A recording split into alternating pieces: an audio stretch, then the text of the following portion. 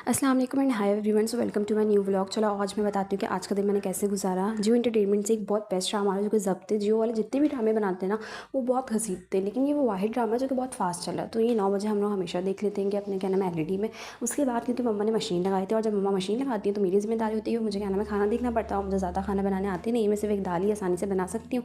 रोटियाँ भी मुझे बनानी नहीं आती, सिर्फ राइस बॉयल करने आता। तो मैंने वही किया, मैंने अरहर की दाल बनाई और दाल बनाने के बाद मैंने यहाँ पे क्या नाम है चावल को भिगो दिया और फिर क्या नाम है बॉयल कर लिया। और यहाँ पे मेरे गले में बहुत तकलीफ हो रही थी और जब कभी भी मेरे साथ ऐसा होता है तो मैं क्या करती हूँ, मैं वार्म वाटर भी लेती हूँ। क्योंकि आप सबको पता है जब कभी भी क्या नाम है हमारे थ्रोट में रैशेज़ हो रहे हैं तो उसका मतलब ये कि बैक्टीरियाज एंटर हो गए हैं, और बैक्टीरियाज एंटर हो गए तो हमें क्या करना चाहिए, वार्म वाटर पीना चाहिए। क्योंकि बैक्टीरियाज गर्म टेम्परेचर पे यानी कि हॉट टेम्परेचर पे सर्वाइव करने की कैपेबिलिटी रखते हैं। उसके बाद मुझे सुर्ख चूड़ियाँ बहुत पसंद थी, इंस्टाग्राम पे बहुत दिनों से ये ट्रेंड देख रही थी।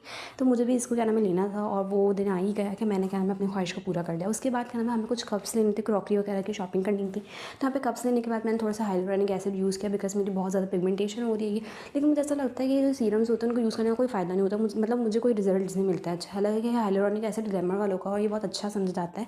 उसके बाद हम लोगों ने दोपहर में खाना खाया, मलाई बोटी, रायता और क्या नाम है सैलड बनाया।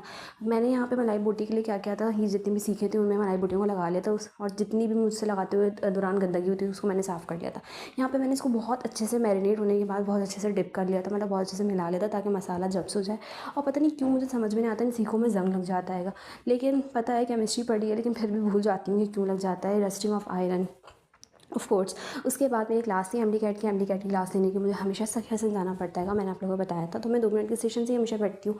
और इसके अलावा ये रास्ते में आयशा कॉम्प्लेक्स था और बहुत सारे स्टेशन आते हैं, पावर हाउस, सलीम सेंटर, बहुत सारे आते हैं। मुझे ऐसा लगता है मेरी पूरी ज़िंदगी ग्रीन लाइन में गुजरने लग गई जब से मैं फर्स्ट शहर में आई हूँ। कभी कॉलेज कभी कोचिंग और अब तो और एडिशन हो गया कि एमडी कैट की क्लासेस भी। अगर आप लोग ग्रीन लाइन में ट्रैवल करते हैं तो आपको चाहिए कि आप कार्ड यूज़ करें। कार्ड यूज़ करने का फ़ायदा ये होता है कि आपका टाइम सेव होता है और रेंट भी थोड़ा कम पड़ जाता है। थैंक यू, अल्लाह हाफिज़।